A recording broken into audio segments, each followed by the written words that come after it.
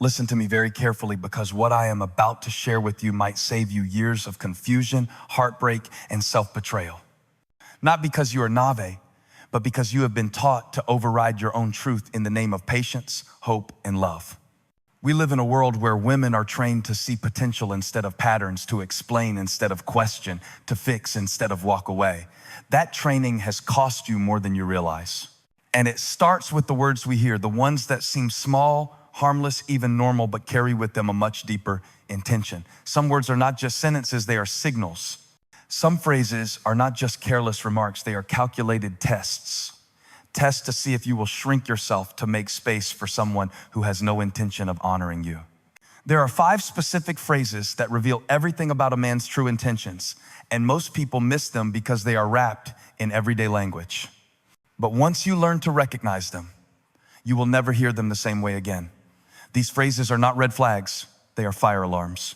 And yet, so many women silence the alarm to avoid being seen as difficult or dramatic. You were not created to set yourself on fire to keep someone else warm. But that is exactly what happens when you normalize disrespect disguised as conversation. Before I show you the 5 phrases, you need to understand one thing that changes everything. Every interaction is not just an exchange of words, it is an exchange of energy. When someone speaks to you, they are not just delivering information, they are delivering intention. They are telling you who they are, what they believe, and how much they value you. Words are windows. You just have to be willing to look through them. And when a man speaks, you have every right to pay attention to how his words make you feel. Not just what he says, but how your body responds. Do you feel safe? Do you feel respected? Do you feel seen? Or do you feel confused, unsettled, and a little bit smaller than you did 5 minutes ago? That feeling is not just in your head. That is your nervous system warning you. That is your intuition doing its job. But here is the problem. Most women have been conditioned to override that signal, to give the benefit of the doubt, to play it cool, to not make things awkward, to be the one who understands. And slowly, moment by moment, we begin to lose connection to the one voice that was always trying to protect us, our own. This is not about blaming you. This is about waking you up, because the cost of staying asleep is too high. The man you choose does not just affect your love life. He affects your confidence, your health, your friendships, your focus, your future. Choose the wrong one, and you spend years rebuilding what should never have been broken. Choose the right one, or better yet, learn to walk away from the wrong one early, and you create space for something true, something healthy, something that reflects the love you have been giving away too freely for too long. So stay with me, because what you are about to learn is not just relationship advice. It is protection, it is clarity, it is power. The kind of power that comes not from control, but from knowing what to walk away from. And the first phrase on this list is one of the most common and most toxic lines women hear in relationships today. You are too sensitive, but we will get to that in a moment. Right now, I want you to sit with this truth. You are not hard to love. You have just been taught to accept too little. That ends here. The first phrase that should never be ignored is this: you are too sensitive, or its siblings. You are overreacting. You are being dramatic. You need to calm down. These might sound like casual comments, but they are not. They are calculated responses designed to undermine your inner compass. They are quiet attacks on your truth delivered in a tone that makes you question your sanity. And the most dangerous part is how familiar they have become. Society has normalized them. Culture has softened them. But what they really do is teach you to distrust yourself. When a man tells you that your emotional response is too much, he is not making a neutral observation. He is making a power move. What he is really saying is that your truth is inconvenient for him, that your discomfort makes him uncomfortable, that your voice disrupts the version of you he prefers, the version that stays quiet, stays small, stays easy to control. And so he labels your emotions as excessive, not because they are, but because they threaten his sense of control in the relationship. This is not about you being too much. It is about him being unwilling to meet you at your depth. The moment you start shrinking your voice to protect someone else's ego, you begin to lose the most sacred part of yourself, your truth. And that loss does not happen all at once. It happens slowly, subtly. You stop speaking up. You second guess your intuition. You replay conversations wondering if you really were too emotional, too demanding, too sensitive. And in that process, you are being trained to abandon yourself. Let me tell you something that may be hard to hear but necessary. You were never too sensitive. You were tuned in. You were feeling something real. And instead of being met with care, you were met with dismissal. A man who cares for you will never use your emotions as a weapon against you. He will get curious. He will ask what you are feeling. He will listen. He may not agree with everything you say, but he will honor the part of you that trusts him enough to say it. That is what real emotional safety looks like. But the man who tells you that you are too sensitive is not trying to understand you. He is trying to silence you. He wants you to doubt the very system that was built to protect you. Your nervous system, your gut, your energy. Because the moment you stop trusting yourself is the moment you start depending on him for truth. And that is exactly what emotional manipulation feeds on. Confusion, disconnection, doubt. This tactic is especially dangerous because it is hard to prove. It leaves no bruises, no broken objects, just a quiet erosion of your self-worth. And by the time you realize how far you have drifted from yourself, it takes everything in you to come back. I have seen women spend years repairing the damage of these words, rebuilding their confidence, reclaiming their voice, relearning how to feel without apologizing for it. So let me be crystal clear. Your emotions are not the problem. The inability to hold space for them is. And if someone constantly makes you feel like your reactions are wrong, your standards are too high, or your truth is too loud, then what they are really saying is, I want access to you, but I do not want responsibility for you. That is not love. That is convenience disguised as connection. You need to understand something about emotional depth. It is not a flaw. It is a gift. It is not a weakness. It is wisdom. Sensitivity is not something to fix. It is something to protect.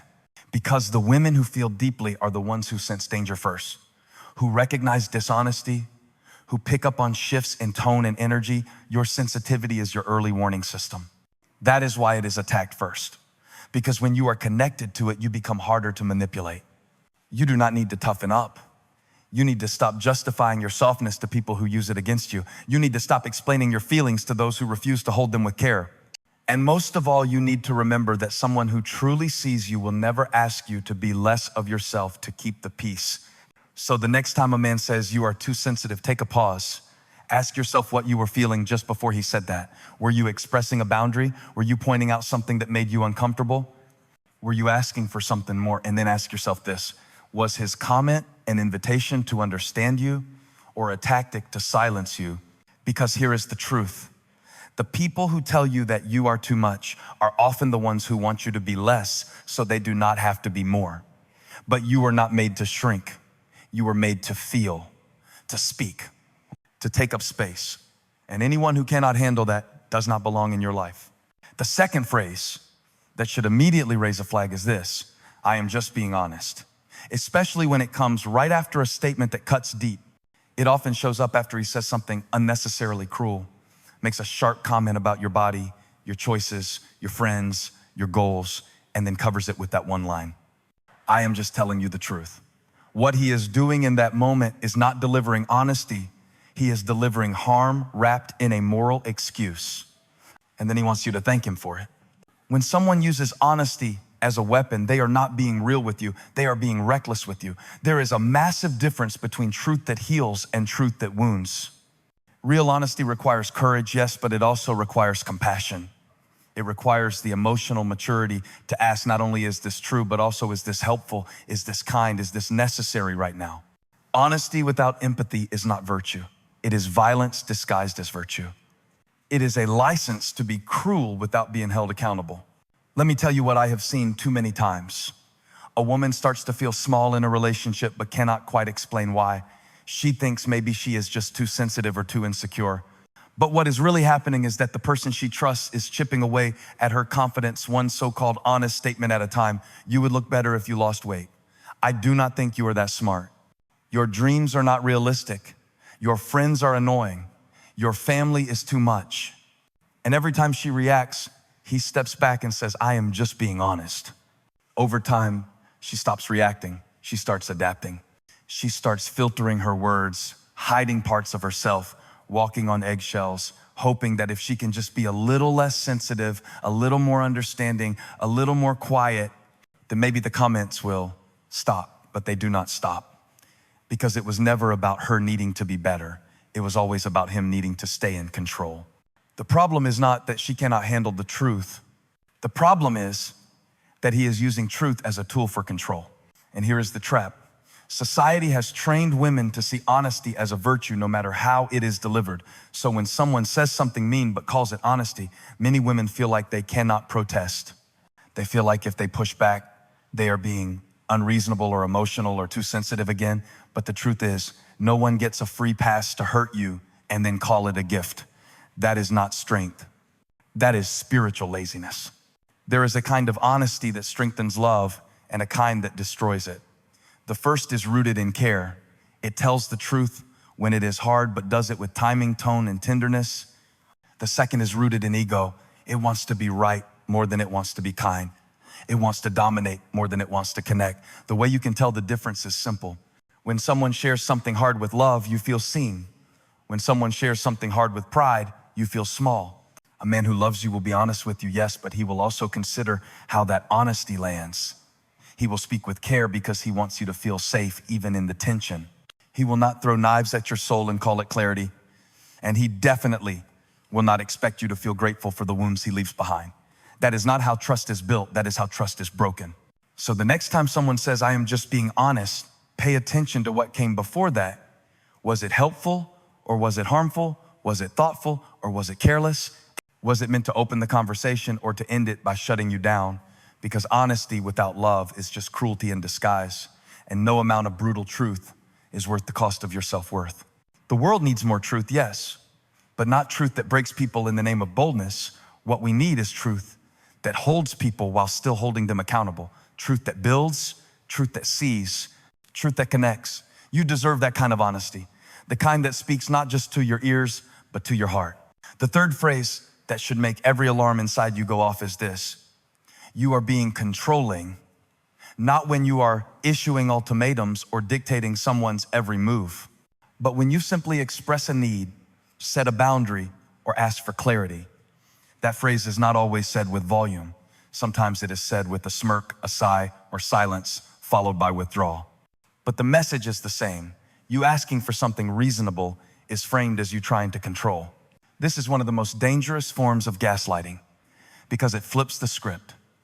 It takes your attempt to build a healthy relationship and turns it into a threat.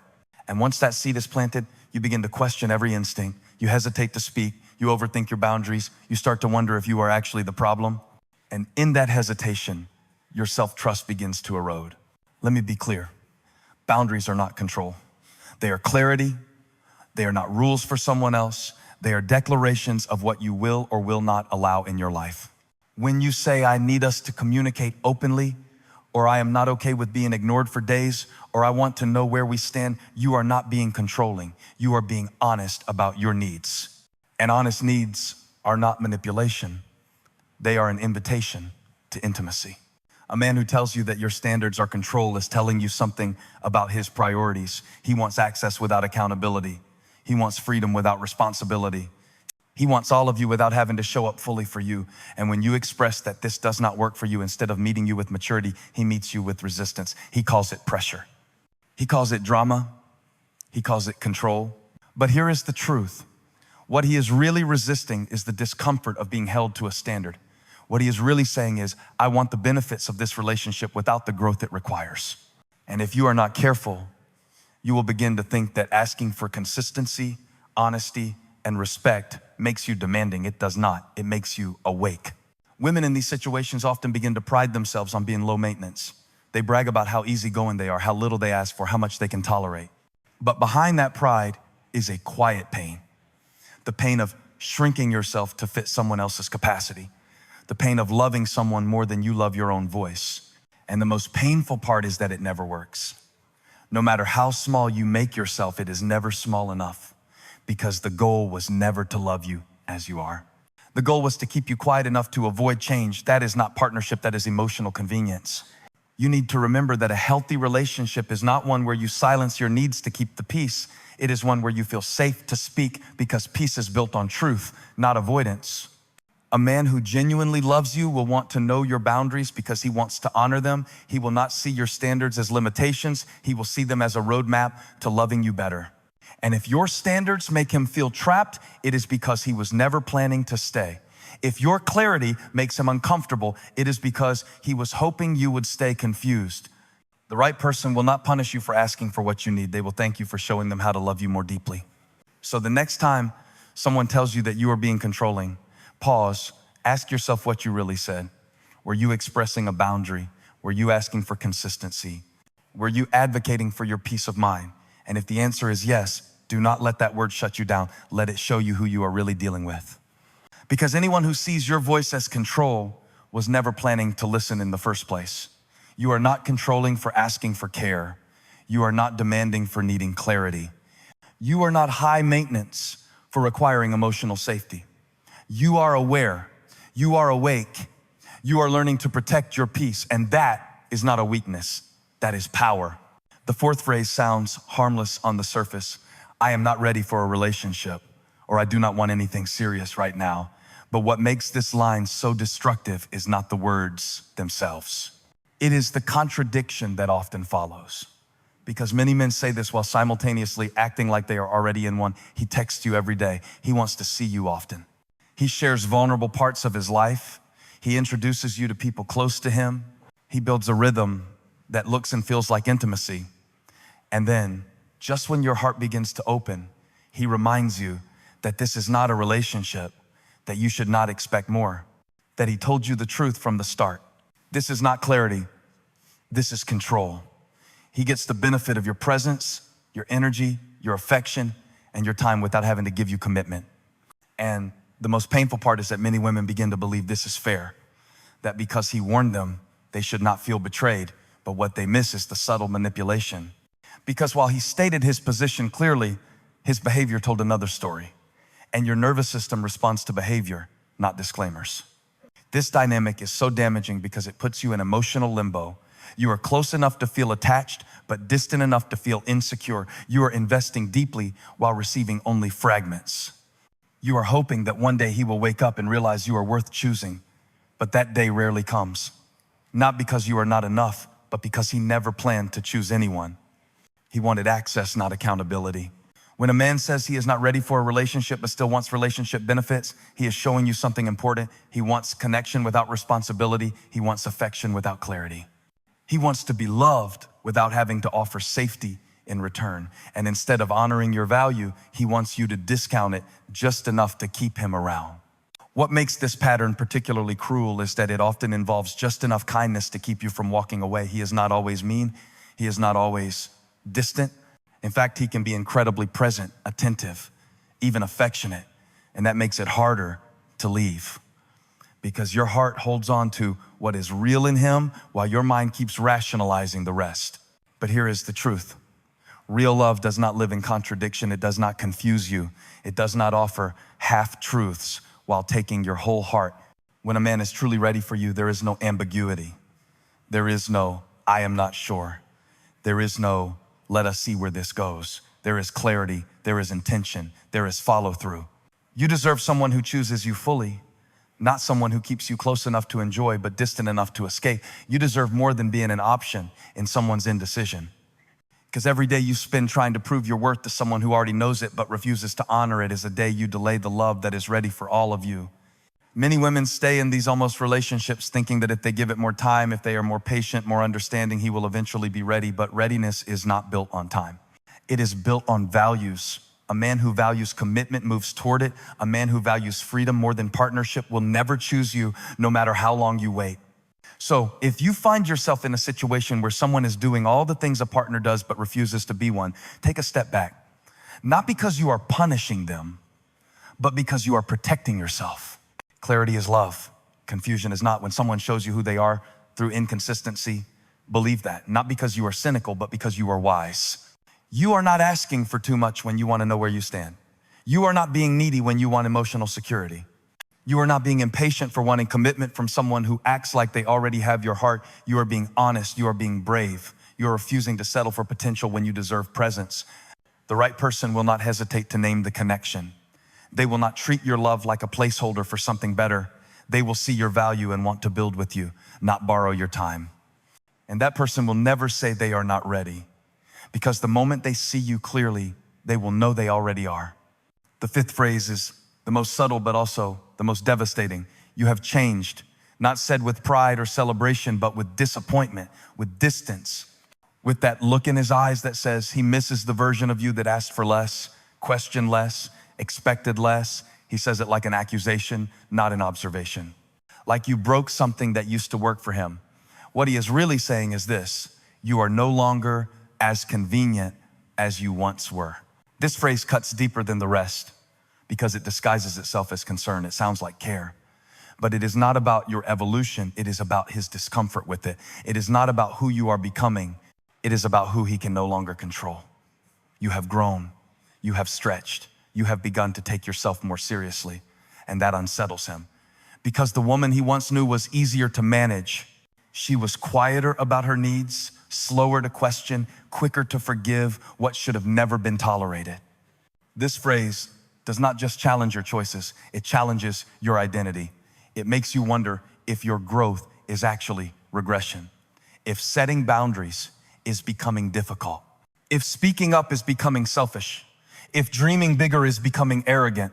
You start to second guess the very progress that took everything in you to fight for. And in that confusion, you begin to shrink again. Not because you want to, but because you fear losing the love that made you feel safe when you were smaller. That is the cost of being told you have changed by someone who does not celebrate who you are becoming. It creates an invisible war inside you between the version of you that wants to rise and the version that wants to be loved. And if you are not careful, you will choose approval over authenticity.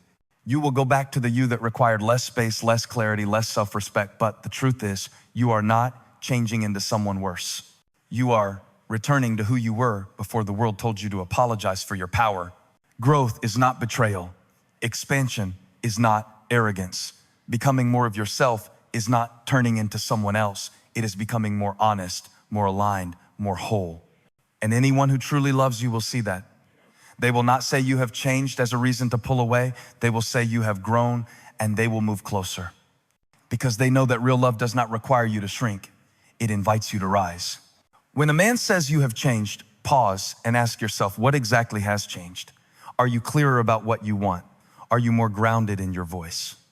Are you less willing to tolerate confusion, inconsistency, or disrespect? If the answer is yes, then you are not changing into someone worse. You are becoming someone who values herself. And that is not a reason to feel guilty. That is a reason to feel proud. The most painful part is that many women hear this phrase and internalize it as failure. They think they have ruined something beautiful by growing. But here is the truth. Growth never ruins real love. It only exposes the love that was conditional, that only existed as long as you stayed who they needed you to be. And if that is what you are losing, then you are not losing love. You are losing limitation. The right person will not mourn the old version of you. They will marvel at the one you are becoming. They will not resist your evolution. They will rise with you because they know that relationships are not about keeping someone the same. They're about growing together, stretching together, becoming more whole side by side. Anything else is not a partnership. It is possession. So if someone tells you you have changed, listen closely, not to their words, but to what they are truly reacting to. Your confidence, your clarity, your courage. These things were never the problem. They just no longer benefit someone who preferred you unsure. But your life was not meant to be lived in apology. It was meant to be lived in truth. And the people who belong in your life will never ask you to dim your light so they can feel taller in the shadows. Now that you know these 5 phrases and the weight they carry, something in you has already shifted. Maybe it is clarity. Maybe it is conviction. Maybe it is a quiet ache from remembering how many times you dismissed your own truth just to keep someone close. Whatever it is, honor it, because that feeling is not weakness. It is wisdom waking up inside you. This is not about judging the people who said these things. This is about recognizing that your heart has always deserved better than the confusion you were taught to normalize.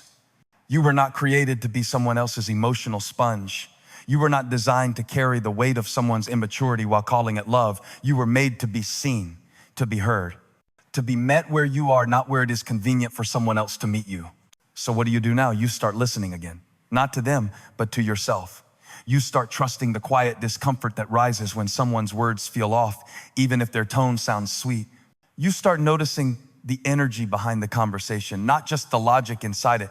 You begin to take seriously what your body has been trying to tell you for years, that love is not supposed to drain you. That connection is not supposed to confuse you. That being chosen should not come at the cost of being yourself. You do not have to wait for more proof. You do not need one more heartbreak to validate what you already know. You are allowed to walk away the first time someone dismisses your feelings, cloaks cruelty as honesty, labels your boundaries as control, gives you intimacy without commitment, or punishes your growth with guilt. You do not owe anyone a second chance to disrespect your worth. But more importantly, you do not owe yourself another year of being almost happy. The world may not have taught you how to protect your energy, but now you know. And knowing is the beginning of power. Because once you learn to see manipulation for what it is, you can no longer pretend it is love. There are men out there who will never say these 5 phrases to you, not because they are perfect, but because they are present. They are emotionally mature. They value the kind of connection that grows in truth and safety and mutual honor. They will never make you feel like you are too much. They will never make you feel small for having a voice. They will never punish you for becoming more of yourself. But here is the truth. You cannot receive that kind of love while you are still explaining away the damage of someone who gave you less. You cannot meet what is real while you are justifying what is harmful. You cannot attract depth while you are tolerating confusion. Every time you protect your peace, you are making space for something sacred to enter. This is not about becoming bitter. It is about becoming clear. Clear about who you are. Clear about what you need. Clear about what no longer has permission to stay in your life. Your clarity is not the enemy of love. It is the door through which real love walks in. So remember this, the right person will not require you to become smaller, quieter, easier. The right person will look at your fire and say, I see it, I honor it, I will never try to put it out. You are not too sensitive. You are not asking for too much. You have not changed for the worse. You are rising, and the right kind of love rises with you.